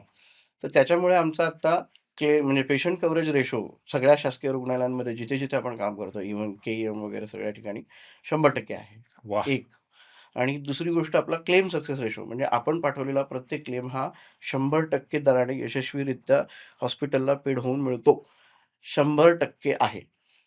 खाजगीमध्ये पण आहे. खाजगीमध्ये त्यांनाही गरज असते, ते अर्थातच. करतात. शासकीयमध्ये it's very challenging, very challenging. कारण डॉक्टर म्हणतात, "हाड तुटलंय, मी एक्सपर्ट आहे त्यातला. मी जोडलाय ना, मला माहिती आहे जोडलंय. त्याचं पोस्ट ऑपरेटिव्ह एक्स-रे करायची गरज नाही." इन्शुरन्स कंपनी सांगते, "एक्स-रे असेल तरच आम्ही पैसे देणार." तुम्ही आता काय सांगणार आहात? हे चॅलेंज आजही आहेत. बापरे! आणि पेशंटला माहितीच नाही. त्यामुळे तो काय करत नाही. त्याचा काही विषयच नाही. तो त्याचा डिस्चार्ज झाला की तो तो हां. निघाला. हं. पण आम्हाला एक समाधान आहे, पेशंट खुश आहे ना. अर्थात हो. तर बरोबर. क्लेम आम्ही कसं करायचं ते ते त्याला परत आ बोलवू, काही ना आता काही करू, अनुभवात घरी येतं. जाऊ, बरोबर, काही ना काही करून ते सगळं करू. पण ही मस्ट बी हॅपी बरोबर. असं. आणि नुसतं आता ते पहिल्यासारखं योजना आणली आहे, मोफत होतंय म्हणून त्याने हॅपी व्हावं. आता आमची अशी भूमिका नाही आहे. कारण ते योजना हे काय आपण त्याला दिलेलं दान नाही आहे. हां. हा त्याचा हक्क आहे. हा त्याचा हक्क आहे. हं. तर आपण काही विशेष करत नाहीये. त्याचेच सेवक आहोत आपण. उद्या तोच काउंटरला नाही आला, तर काय आमची सोशल एंटरप्राइज चालणार आहे? हं. खरं आहे. त्यामुळे त्याच्याशी नम्रतेने, प्रामाणिक राहून त्याला जे काही कमी त्रास देता सेवा त्याची करता येईल, ती करायची. तो ऑलरेडी परेशान आहे. हां. तो त्याचा मनस्ताप कमी करता आला तर अहो, पण ह्या आमच्या मानसिकतेतनं काम करण्याचे इतके सकारात्मक परिणाम आहेत ना, हं. लोकं मग ते काहीतरी पाणीपुरी घेऊन येतात. सगळं झालं. त्याच लोकं नाही, नाही, नाही, आम्हाला हे अलाउड नाही वगैरे असं. नाही, आम्ही प्रेमाने आणलंय. पेढे. प्रचंड, हं. प्रचंड. They are very happy. आणि सांगतात, की "मागे या ठिकाणी ॲडमिट झालो, तिथे अशी अडचण आली, मग तिकडे खूप पळवलं, काही कळतच नव्हतं. इकडे तुम्ही काय केलं आम्हाला कळलंच नाही. आमचं हं, ऑपरेशन पण झालं आणि आम्ही घरी पण चाललो." हं, अशा अशा रिएक्शन्स पण आम्हाला पॉझिटिव्ह अनेक वेळेला म्हणजे आता त्याचं प्रमाण खूप वाढलंय. हं. असं आहे. मिडल क्लासपर्यंत कसं न्यावं हे? काय होतं बघा, जो महिना 80,000, 90,000, 1,00,000 कमवतो ना, हा क्लास असा आहे, की हा धड खूप श्रीमंतही नाही, की तो महागड्या सर्व्हिसेस घेऊ शकेल आणि तो या योजनांमध्ये बसतो की नाही हेही या क्लासला माहिती नाहीये. नाही त्याच्यासाठी माझ्या डोक्यात जे प्लॅनिंग आहे ना, मला काय वाटतं, एक ऑप्शन आहे तो म्हणजे सामान्य लोकांमध्ये जाऊन अवेअरनेस करण्याचा आणि असं सगळं. पण तो खूप वास्ट आहे एका अर्थाने. खूप मोठी टीम लावायला लागेल किंवा वेगळ्या पद्धतीने करायला लागेल. किंवा त्याचंही काहीतरी सोल्युशन काढू. पण सोपं काय आहे, तो ज्या ठिकाणी एंटर होतोय, तिथेच त्याचं सगळं चेक करणं. जसं हं. उदाहरणार्थ तो गव्हर्नमेंट हॉस्पिटलमध्ये ओ-पी-डीला आला. त्याच ठिकाणी त्याला पूर्णपणे स्क्रीन करणं. हा क्लास येतच नाही ना गव्हर्नमेंट हॉस्पिटलला. हा एक मेजर मग खाजगीमध्ये कंपल्शन तसं आहे. फक्त थोडं अजून टाईट करायला लागेल. असं आहे, की एक गंमत म्हणजे राहून गेलं. महाराष्ट्रामध्ये आत्ता अ, कोणी स्पेसिफिक व्यक्ती योजनेत बसतो, बसत नाही, असं नाहीये बरं का. महाराष्ट्रामध्ये आत्ता प्रत्येक कुटुंब, प्रत्येक नागरिक ज्याच्याकडे रेशन कार्ड आहे, तो योजनेचा लाभार्थी आहे. रेशन कार्ड कुठलं का असेना. कुठलं का असेल. बरं. बरं, बरं, म्हणजे बरं. सॉरी टू से म्हणजे अ, अमिताभ बच्चन सरांपासून ते शेतकरी तळागाळातला प्रत्येकजण प्रत्येकाला योजनेचा लाभार्थी आहे. आणि असायला हवं म्हणजे त्यात काय म्हणजे सगळेच जण आपापल्या परीने कॉन्ट्रिब्यूट करतात इकॉनॉमीला त्यामुळे पण हे खूप मोठा निर्णय होता तसा. हं. आदरणीय देवेंद्रजींनी त्यांच्या काळात घेतला. असे निर्णय घ्यायला खरंच धाडस लागतं. हो. कारण यातनं पॉलिटिकल बेनिफिट शून्य आहे. It is integrated against to परत त्यांचं फायनान्स स्ट्रक्चर आणि त्या हो ना. सगळ्या गोष्टी आहेत. बिकॉज आम्ही आता आंध्रामध्ये पण काही निमित्ताने प्रवास झाला माझा. तर तुम्हाला लक्षात आलं की तिथे सो मेनी मनी म्हणजे कारण पूर्ण राज्यच योजनेनं ट्रीटमेंट घेतलं. हां. सो त्यांच्याकडे क्लेमचे पैसे प्रोसेस करायला अडचणी आल्या. थोडं टेक्निकली. सो हे सगळं नियोजन करूनच अशा पद्धतीचे निर्णय घेतले जाऊ शकतात. कारण मध्येच स्टक झालं, तर काय करणार? योजना फेल हो, जाणं म्हणजे मग आणि फेल होणं म्हणजे ते लोकांच्या जीवाशी हो, खेळण्यासारखं हो आहे ना, हो ना. ना, हो ना. कारण अ, समजा नाहीच पेमेंट करता आलं लोकांचं आणि हॉस्पिटलने हात वर केले सगळ्यांना. आम्ही करूच कुठनं? लोकांचे पैसे, वेंडरचे आमचे पेमेंट आहेत. तुम्हीच आमचे 200-250 कोटी रुपये देणं बाकी आहे. त्यामुळे हे खूप अगदी नियोजन करूनच करावं लागतं आणि त्यांनी ते त्या पद्धतीने केलंय. थोडं आता पर्सनल विचारेन. हो. अं, तुम्ही ए-बी-व्ही-पीचा 2-3दा उल्लेख केलात. तर ए-बी-व्ही-पीशी कसे जोडला गेलात आणि त्याचा how does it reflect in your work today? खूपच मोठं हो. परिषदेचं याचं रिफ्लेक्शन आहे. बिकॉज ऑफ विद्यार्थी परिषद ओन्ली मी आज तुमच्यासमोर बसून या सगळ्या गोष्टींच्या गप्पा मारतोय खरं तर. परिषदेच्या जुळण्याचं एकूण असं होतं, की मी तसा अतिशय सामान्य कुटुंबातनं एक आमची सारीपुतनगर नावाची अंधेरीमधली एक वस्ती आहे. तर तिथे प्रचंड मोठा क्राईम आणि असं सगळं म्हणजे आज आम्ही या संपर्कात आलो नसतो परिषदेच्या तर कुठेतरी मोठं नाव तुम्हाला अच्छा. अजून मोठं नाव झालेलं असतं. मित्रपरिवारही त्यातलाच झाला अगदी कॉलेजमध्ये असताना किंवा मग आणि मग त्यातनं संघाचा संपर्क आला खरं तर आणि जे आमचे तिथले शिक्षक होते संघाचे ते स्वतः प्रचारक राहून आले होते जवळपास एक 4 वर्ष कोकणामध्ये. तर त्यांनी आम्हाला सोडलं नाही म्हणजे खरं तर. आम्ही खूप त्यांना टाळण्याचा प्रयत्न केला. म्हणजे पळून जायचो तो यायच्या अगोदर. घरात नाहीये म्हणून सांगायचो. काय-काय असे म्हणजे किस्सेच किस्से आहेत त्यातले. तर त्यांनी अतिशय लावून धरलं, की नाही, नाही कसं पण चालेल पण जायचं, शाखेत जायचं. हं. मग ते मुद्दामून संघाच्या अशा मोठमोठ्या अधिकाऱ्यांच्या भेटीगाठी करायला त्यांना जबाबदारी असल्यामुळे जायला लागलं. मग घेऊन जायचे सोबत. मग आम्ही आपलं तिथे दिवे लावायचो. आपण कशाला पाकिस्तानबरोबर भांडतोय आणि आपण असं नाही भांडलं पाहिजे वगैरे असं. त्यावेळेला ते सगळं. तर हळू म्हणजे मला लक्षात आलं, की म्हणजे कधी बदललो कसं लक्षात आलं? काय झालं? शाखेत कसं जायला लागलो? आणि शरणता कशी आली? कळलंच नाही हं. त्यात. त्यात काही कार्यकर्त्यांच्या संघाच्या अधिकाऱ्यांच्या किंवा प्रत्यक्ष फील्डवर काम करणाऱ्या काही कार्यकर्त्यांचे अनुभव त्यांनी सांगितले, काही गोष्टी त्यांनी सांगितल्या. त्यांच्याशी जवळून संपर्क झाला, त्यांच्या घरी गेलो. अतिशय सामान्य कुटुंबामध्ये राहणारी लोकं इतकं निष्ठेने संघटनेचं काम हं. करतात. हे पाहिल्यानंतर ऑटोमॅटिकली ते जे डोक्यात मनात होतं ना, ते सगळं गळून पडलं. आणि मग लक्षात आलं, की हेच सत्य आहे खऱ्या अर्थाने. वाह! आपल्यालाही हेच आवडेल करायला. त्यातनं संघाचा हळू-हळू संपर्क वाढला आणि एक दिवस आमच्या वस्तीमध्ये विद्यार्थी परिषदेचा तिथला प्रचारक असलेला शैलेंद्र दळवी म्हणून आमचा कार्यकर्ता. तो प्रवासाला आला होता. तर तो आला आणि आमची शिक्षकांनी त्याची ओळख करून दिली. आता त्यावेळेला आम्ही कॉलेजलाच होतो. तर याने आपलं "चला आज वॉल पेंटिंग आहे" म्हणे. "येताय का?" आम्ही कुठे नाही म्हणलो. तिथनं जे बाहेर पडलो, ते बाहेरच पडलो. हं. आणि घरी संघ म्हणजे काय? काही कल्पना नाही, काही नाही. अतिशय त्या प्रचारकांच्या घरी आई दर 2 दिवसातनं एकदा जायची. "तुमच्यामुळे माझा मुलगा बिघडला. वेगळं. तुमच्यामुळे माझा मुलगा घर सोडून गेला." सार्वजनिक गणपतीला आई-वडील नवस घालायचे, की आमचा मुलगा परत येऊ दे परिषदेच्या कार्यालयात. अशा सगळ्या सिच्युएशनमध्ये संघटनेच्या संपर्कात आलो. हं. आणि मग एकदा कार्यालयात जाऊन राहिलो, तिथनं काम करायला सुरुवात केली. मग वेगळ्या जबाबदाऱ्या आल्या. काही वेळेला मुंबईत नेतृत्व करण्याची संधी मिळाली. वेगळी आंदोलन करता आली. शैक्षणिक विषयातली, राष्ट्रीय आंदोलनाच्या विषयातली, संघटनात्मक कामवाढीच्या दृष्टिकोनातनं काम करायला मिळालं. ह्यात आम्ही समृद्ध झालो, शिकलो. आम्ही शून्य होतो. आम्हाला काही कळत नव्हतं. त्यातनं हळू ज्या गोष्टी आल्या आणि आज आम्ही जे काही करतोय, तुम्हाला कल्पना वाटणार नाही, की म्हणजे तसं म्हणायला गेलं तर आमच्याकडे ना मला एम-बी-एतलं म्हणजे काही डिग्री नाही, काय नाही. आमचं परिषदेतलं कामच आमची एम-बी-एची डिग्री आणि असेल तसं घ्यायचं, पाहिजेल तसं घडवायचं. हे हं. हे प्रयोग आम्ही आजही आमच्या सोशल एंटरप्राइजमध्ये करतो. आमच्याकडे आत्ता जी काही ओव्हरऑल मॅनेजर्सची टीम आहे 17, ते सगळे डाटा एंट्री ऑपरेटर म्हणून जॉइन झालेत. नॉट अ सिंगल पर्सन जो असं आम्ही कधी पॅरलल हां, रिक्रूट हां, केलाय. हां, हां, अजिबात नाही. मला धरून म्हणजे. आणि त्या टीमला ज्यावेळेला हे आता मध्ये आमच्याकडे डॉक्टर तात्याराव लहाने सर आले होते. सहज अरे वाह! काम आम्हाला त्यांना दाखवायचं होतं भेटायला.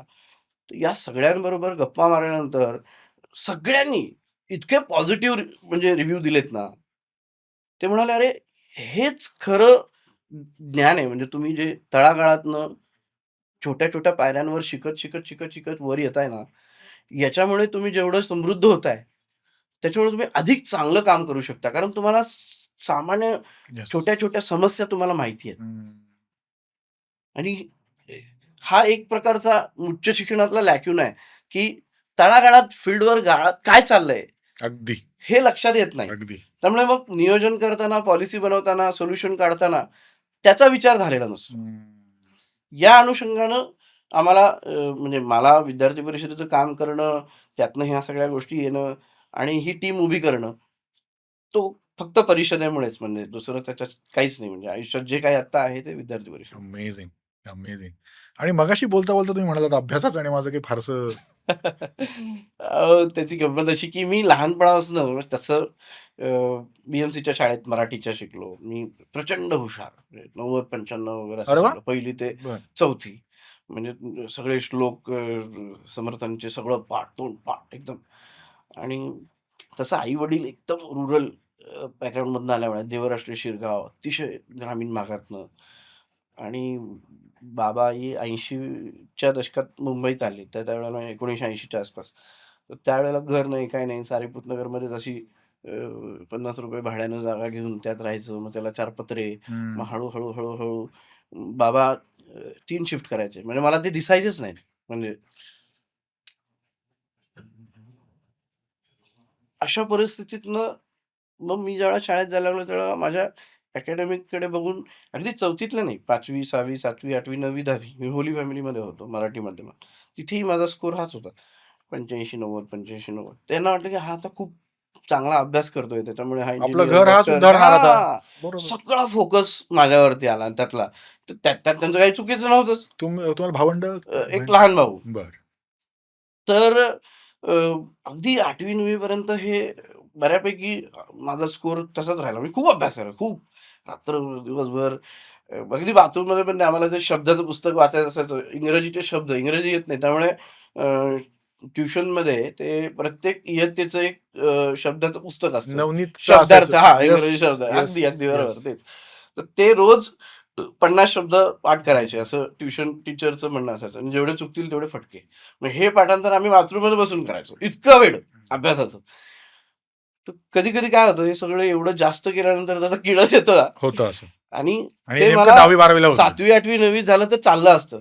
हे सगळं ऐन 10वीत झालं. सगळ्यांचं असंच होतं. ऐन 10वीत झालं. मग अनेक विद्यार्थ्यांचंही जसं असेल. होतं असं. आणि मग घरातल्यांना कळायचं बंद झालं.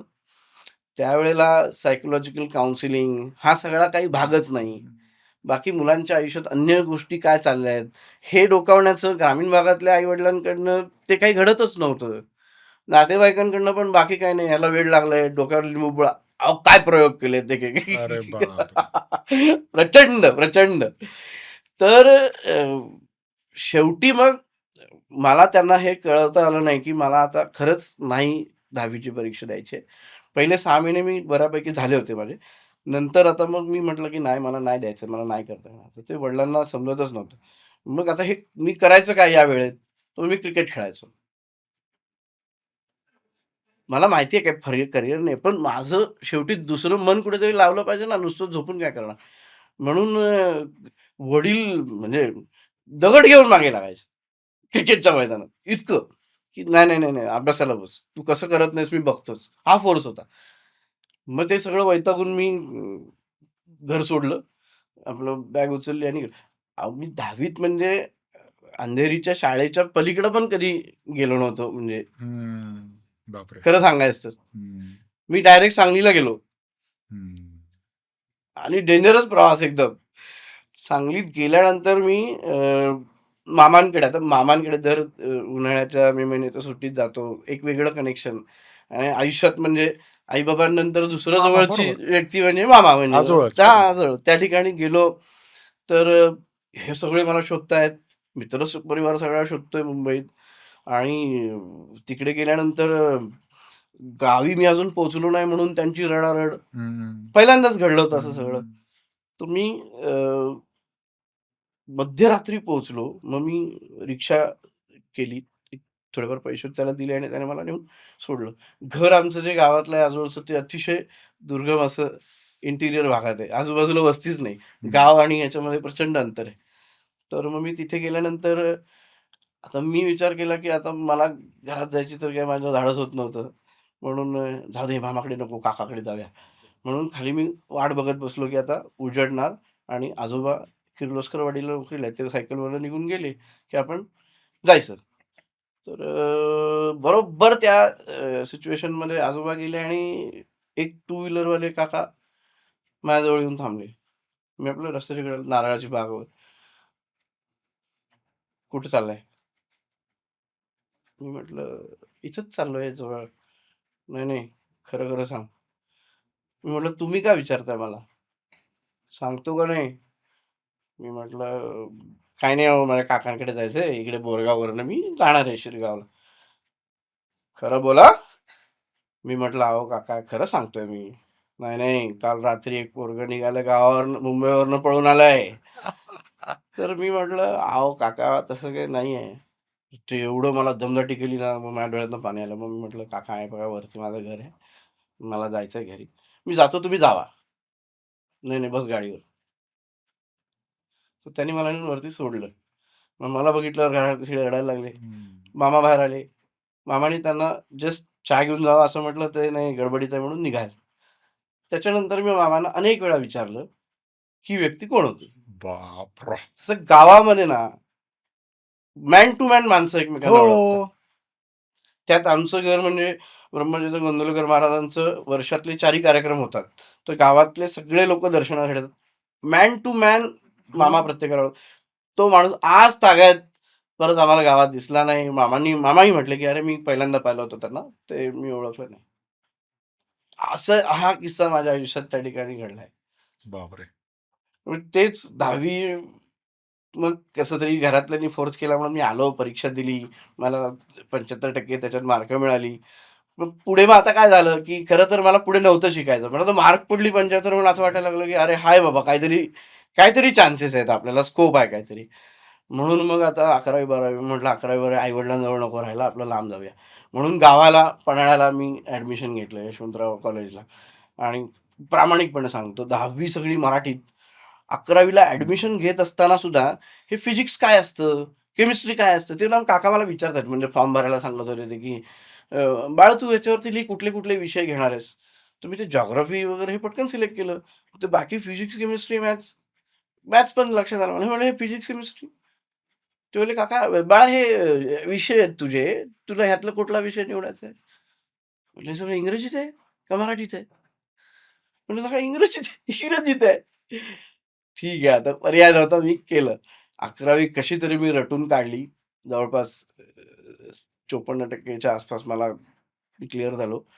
परत मला 12वी मध्ये माझे म्हणजे वळवळायला लागलं आणि मला असं वाटलं, की यार नको आता परत. मग आता वाटायचं काय, की एक ब्रेक घेऊया हं. आणि चांगले मार्क पाडूया. ते बरोबर. आत्ता नको परीक्षा द्यायला. मग तेव्हा पण मग मी 12वीला सगळं गोळा केलं आणि मी गोंदवल्याला निघून गेलो. सगळ्यांना मी कोणालाच माहीत नाही मी कुठे चाललोय, बरं. काय चालू आहे. माझे मित्र डिस्टर्ब झाले ऐन परीक्षेच्या वेळेत. मी तिथे अनुग्रह घेतला आणि मग ते काही जास्त दिवस थांबू ठेवू देत देत. नाहीत. हो, ठेवत नाहीत. मग पर्याय नव्हता. मग मी तिथनं निघालो आणि मग काय करू मला हेच सुचत नव्हतं. मामांकडे मी परत जाऊ शकत नव्हतो. मग मी आता काय करायचं? म्हणून मी ईश्वरपूरच्या स्टँडवर 25 क्रोसिनच्या गोळ्या घेतल्या. त्या खाल्ल्या आणि काकांना फोन केला. तिथल्या फोनवरनं, की "काका, मी आता इथे बसलोय. मी अशा-अशा गोळ्या खाल्ल्यात. तुम्ही या." ते अरे 20 मिनिटात आले. बापरे! मला नेलं दवाखान्यात. सलाईन लावली. डॉक्टरांनी सांगितलं एक तिथे 4 तास थांबवलं. मग ते घरी घेऊन गेले. घरी कुणाची मला काहीतरी कोणीतरी बोलेल म्हणून आपलं जेवण-बिवण केलं आणि आम्ही शेतात झोपायला गेलो. काही त्यांनी प्रश्न विचारला नाही. माझ्या आयुष्यातले हे 2 व्यक्तिमत्व अतिशय म्हणजे जबरदस्त आहे. माझ्या सगळ्या पडत्या काळात ते माझ्या पाठीशी उभे राहिलेले. तर ते काकांनी मग ठीक आहे, मला थोडं तिथे रिलॅक्स झालं. पण मग परत मामा आले, आजोळा आणलं, आई-बाबा आले. "तू असं का करतोय? काय चाललंय?" सगळं परत गोल-गोल फिरून तेच होतं, की "तू आता परत 10वीत केलंस ना, मग मिळाले. तर 11वी पण पास आहे. हं. किती पण मिळू देत मार्क, तू परीक्षा तर दे" वगैरे असं सगळं. मी म्हटलं, "नाही, नाही, मला आत्ता परीक्षा द्यायची नाही. मी आत्ता परीक्षा दिली तर मला वाटत नाही, की मी पास होईन. मला 1 वर्षाचा गॅप घेऊ दे." असं. तर ते इतकं प्रेशराईज त्यावेळेला सगळेजण नातेवाईक करत होते त्यावेळेला. मी फार विचित्र मानसिकतेमध्ये त्यावेळेला होतो, की मला कळतच नव्हतं, की काय चाललंय काय? आणि असं मला नाही करायचं तर नाही करायचंय. आयुष्यामध्ये शिक्षण घेतलं पाहिजे हेच सगळं आहे का? असं ती त्यावेळची सगळी परिघ मानसिकता. पण मी शिक्षणाला म्हणजे याच्यात कमी लेखतं असं नाही बरं का. मला कल्पना आहे, की मी जर नीट शिक्षण घेतलं असतं अजून चांगलं, तर मी अजून चांगला समृद्ध झालो असतो आणि अजून चांगल्या पद्धतीनं काम करू शकलो असतो. कारण शिक्षणाबद्दल मला ते त्यावेळची परिस्थिती माझी मानसिक स्थिती तशी झाली होती ती कल्पना नाही. काही गोष्टी त्याच्यामध्ये असतील कदाचित किंवा आयुष्यात घडलेल्या. पण ते इतकं प्रेशराईज झालं, की मला त्यांच्याबरोबर डिबेट करणं किंवा काही करण्यापेक्षा मला असं वाटलं, की क्लोज करू आता. बरं. आणि म्हणून मग मी आमच्याकडे द्राक्षाच्या बागा आहेत मामांच्या. तर प्रत्येक द्राक्षाच्या बागेच्या जवळ एक औषधांची खोली असते. आणि मूळ आमचं जे भाग आहे म्हणजे तसा तुम्ही तासगाव आणि हा जो बेल्ट आहे ना, तिकडे नदीच्या किनारी किंवा धुकं असल्यामुळं पेस्टिसाइडचा खूप जास्त वापर होतो. हां. औषधांचं प्रमाण जास्त असतं आणि द्राक्ष ही काळी असतात. तर काळ्या द्राक्षाला अजून औषधं जास्त लागतात. आणि म्हणून त्या बऱ्यापैकी मला म्हणजे हे सगळं माहिती होतं, पण औषध कुठलं काय कधी वापरतात त्याचा काही संबंधच नाही, कधी बरोबर, आलाच नाही बरोबर, कधी. बरोबर, बरोबर. यांचा डोळा चुकवून मी पटकन त्या रूममध्ये गेलो. आतनं कडी लावली आणि अंधारच होता. हातात जी काही बाटली आली ती पूर्णपणे पिली आणि ते मग बाटली टाकून दिली आणि कडी उघडली आणि बाहेर आलो. बाहेर आलो आणि पडलो. मग तेवढ्यात मामींनी पाहिलं. मग मामींनी सगळे रडायला लागले. मग मामांना बोलावलं. आजोबा आले. मग रूममध्ये घरी नेऊन गेले. मीठ आणलं बऱ्यापैकी. सगळं मग हं. मीठ चालल्यामुळे बाहेर आलं आणि वाचलो. म्हणजे मी नसतो आता इथे. तुम्हाला खरं सांगतो. कारण 80% औषधं ही कीटकनाशकं असतात. हं. माझ्या हातात आलेलं औषध हे स्टिकर नावाचं औषध होतं. स्टिकर हे द्राक्षाच्या बागेत म्हणजे द्राक्षाची जी पानं असतात झाडाची, त्या पानावर पाणी साचू नये, की असं ओघळून ओघळून जावं जावं. म्हणून मारलं जाणारं औषध. कारण पाणी साचलं की परत फंगस होतं. हो. ते परमेश्वराने दिलं मला हातात. कर प्रयोग म्हणून. म्हणून वाचले. वाचलो. मग लगेच मामा दवाखान्यात घेऊन गेले. डॉक्टर म्हणाले, की "काही प्रॉब्लेम नाही, नॉर्मल आहे. वाचलाय बाळ." आणि आमच्याकडे महिना 2 महिन्यातनं एक होत असणार. डेथ तासगावात त्या भागात द्राक्षाचं औषध पिऊन आहेच आत्महत्या करणारी केस. हं. तर मला सगळ्यांना विनंती करायची आहे, की त्या मानसिकतेत ते काही घडलं, तो मला वाटतं तो काही प्रारब्धाचा भाग म्हणा, काही म्हणा. पण या टोकाच्या परिस्थितीपर्यंत कुणी जाऊ नका. खरं आहे. यापूर्वी आपल्याला बोलायला स्कोप नव्हता. ही परिस्थिती काय येते माहिती आहे का? आपण व्यक्त होऊ शकत नाही ना, म्हणून ही परिस्थिती येते. पण आता ना खूप बदललंय. तुम्ही एक चांगला मित्र जोपासा. हो. तुम्ही आई-वडिलांशी मोकळेपणाने बोला आणि आई-वडिलांनीही त्याचं म्हणणं समजून घ्या. समजून घ्या. असं जर जर व्यवस्थित कॉम्बिनेशन झालं, तर मला नाही वाटत यापुढे आपल्या जगात काय ते कुठेही कुठल्याही विद्यार्थ्याला अशा पद्धतीच्या परिस्थितीला सामोरं जावं लागेल. त्यामुळे अ, या परिस्थितीत सुदैवाने मी वाचलो. त्याच्यानंतर पण मला मग घरच्यांनी माझी जिरवायची ठरवली आणि नाही करायचा ना अभ्यास, चल मग तुला मेहनतच करायची आहे ना. मला त्या सोनहिरा साखर कारखान्यामध्ये ह्यांनी 6 महिने तिथे नोकरीला पाठवलं. मी पण गेलो आनंदाने, चालतंय. अभ्यास अभ्यास नको. नको. मग माझं काम होतं साखरेचे जे म्हणजे घट्ट झालेली जुनी गोडाऊनमधली पोती असतात, त्याचं पोतं फाडायचं आणि ती सायकल म्हणजे रिसायकलला टाकायची असं. तर त्या हाताला वगैरे असे पुढे उठायचे सगळे. झोपायचं कुठे पोत्यांच्या गठ्ठ्यांवरती वगैरे असं सगळं. एकदम मी खूपच एन्जॉय करत होतो ते खरं तर.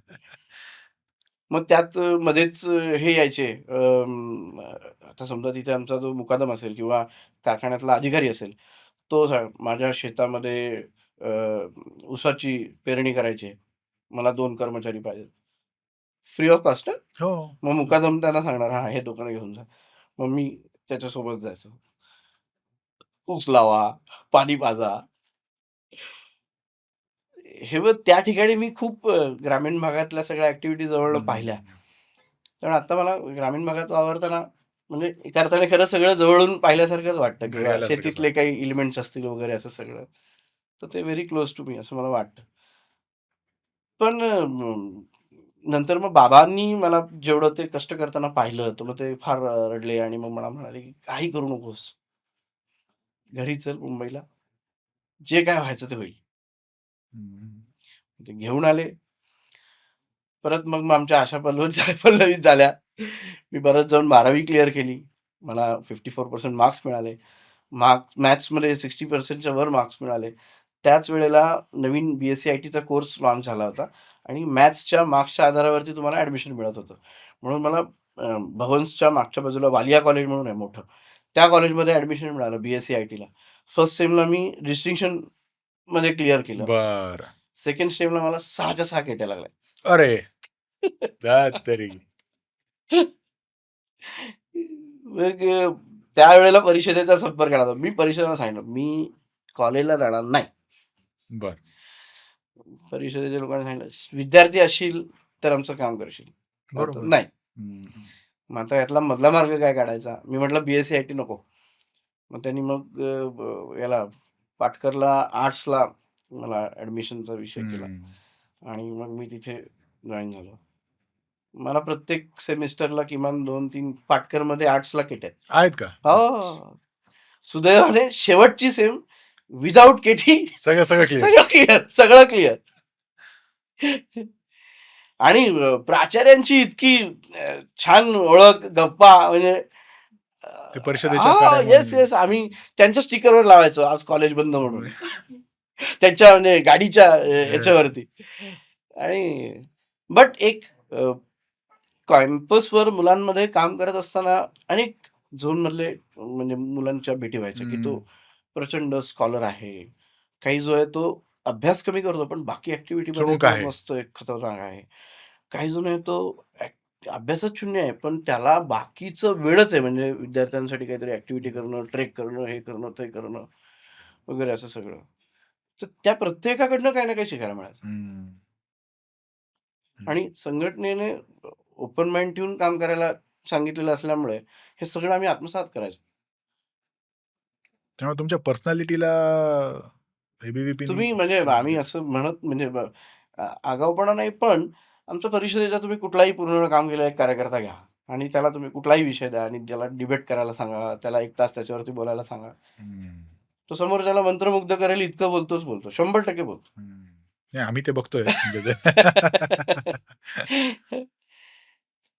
नाही, पण म्हणजे मला विद्यार्थ्यांना यातनं मला विनंती करायची आहे, की तुम्ही खरंच मनापासून मानसिक होणारे बदल, मनातले येणारे प्रश्न, शारीरिक होणारे बदल, बरोबर. या सगळ्या गोष्टी एखाद्या मुलीबद्दल आता तुम्हाला अट्रॅक्शन वाटतं, प्रेम वाटतं, तर हे तुम्ही बोला. काय सगळ्यांच्याच काळात करत असेल हे, पण हो, हो. आता आता ती आपल्याला ते बदलावं लागेल. खरंय. जसं आपण म्हणतो ना, की योजनांचा अवेअरनेस व्हायला पाहिजे, तसं हे सुद्धा अवेअरनेस व्हायला व्हायला पाहिजे. पाहिजे. आणि कारण हे हे म्हणजे आपल्या पॉडकास्टवर आधी सुद्धा 2-3दा या चर्चा झाल्यात, की पेरेंट्स, शिक्षक आणि विद्यार्थी म्हणजे हे जमून आलं पाहिजे. पेरेंट्सनाही जमलं पाहिजे, शिक्षकांना जमलं पाहिजे, अख्ख्या समाजालाच आणि विद्यार्थी म्हणजे तो त्रिकोण जमून आला पाहिजे. तर ते होईल. वाह! विकास सर फारच मजा आली आहे गप्पा मारून. Thank you. एकतर मी म्हणालो तसं आपल्यावर कोणावरही हॉस्पिटलाइज होण्याची वेळ येऊ नये. पण ती आली तर किमान तो जो त्रास आहे, आपलं कोणीतरी ज्याच्यावर आपण प्रेम करतोय, तो कोणीतरी अशा असहाय अवस्थेत आहे, ते बघतानाच होत असलेला त्रास, तोही हँडल करायचा आणि ही सगळी पैशाची जुळवाजुळव करायची. हे दोन्ही प्रेशर पडू नयेत. किमान एक प्रेशर तरी हलकं व्हावं. हे सरकार त्यासाठी प्रयत्न करतंय आणि फ्रॉम सरकार टू लाभार्थी तुमच्यासारखे आहेत जे मधला ब्रिज होत आहे, ते फार महत्त्वाचं काम करताय. Thank you very much. म्हणजे हे काम करताय त्यासाठी आणि ते समजून सांगितलं त्यासाठी सुद्धा. एक 2 जणांचं रेफरन्स या ठिकाणी आपण नक्की एक सांगितला पाहिजे. म्हणजे आदरणीय मुख्यमंत्र्यांनी महात्मा फुले जन आरोग्य योजना केली, आयुष्यमान भारतला त्याच्यामध्ये मर्ज केलं. याच्या व्यतिरिक्त सुद्धा मुख्यमंत्री वैद्यकीय सहायता निधी कक्ष सुरू केला.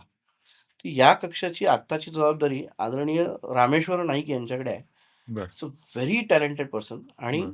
अतिशय तळागाळात म्हणजे जळगावातून आलेल्या पेशंटला जे आणि या सगळ्या हॉस्पिटलमध्ये न्यायचं, त्यांचे उपचार करायचे आणि त्यांना घरी परत घेऊन जायचं.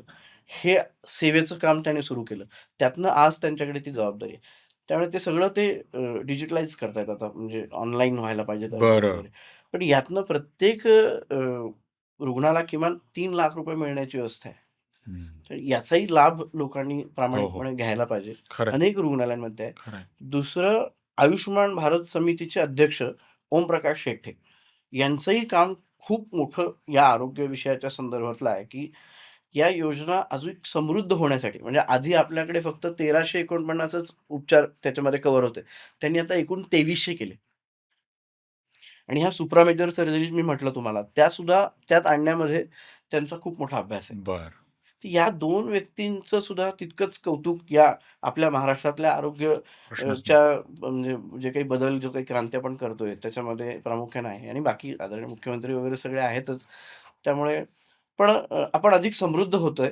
आपण सगळ्यांनी पुन्हा एकदा तुम्ही म्हणालात तसं ग्रामीण भागामध्ये मध्यमवर्गीयांचं अवेअरनेस करत प्रत्येकाला लाभ मिळाला पाहिजे हं. आणि तो त्यांचा हक्क आहे. त्यांच्यासाठी आपण दान देत नाही. या मानसिकतेतनं जर प्रत्येक शासकीय कर्मचारी असो, खाजगी व्यक्ती असो, जर त्यांनी विचार करून मदत करायची ठरवली, तर मला वाटतं याच्याहून अधिक चांगलं काही असू काय शकणार असेल? नाही, असं आहे. अगदी बरोबर आहे, अगदी बरोबर आहे. तुम्ही शेवटपर्यंत हा पॉडकास्ट बघितलात म्हणजे तुमच्या लक्षात आलंय, की what is happening in health sector specially in Maharashtra. मी या व्हिडिओच्या डिस्क्रिप्शनमध्ये विकास सरांच्या ज्या कुठल्या रिलेव्हंट लिंक्स असतील त्या देईनच. तुम्हाला कुठल्याही प्रकारची माहिती हवी असेल, तर चौकशी कुठे करायची ते पण मी विकास सरांकडून ती डिटेल्स घेईन आणि शेअर करेन.